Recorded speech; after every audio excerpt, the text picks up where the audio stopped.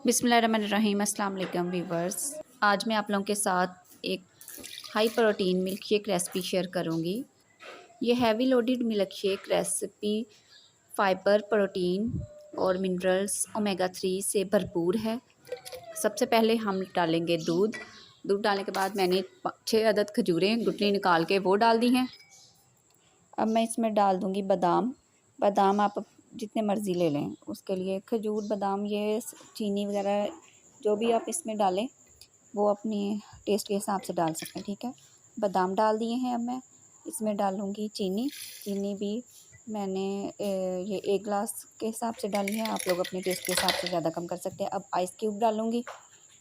Ice cube डालने के साथ ये मैं डालूँगी इसमें दलिया जो है वो मैंने उबाल के रखा हुआ था, वो मैं डाल दूँगी और इसको मैं अच्छे तरीके से ग्राइंड कर लूँगी हर चीज़ को।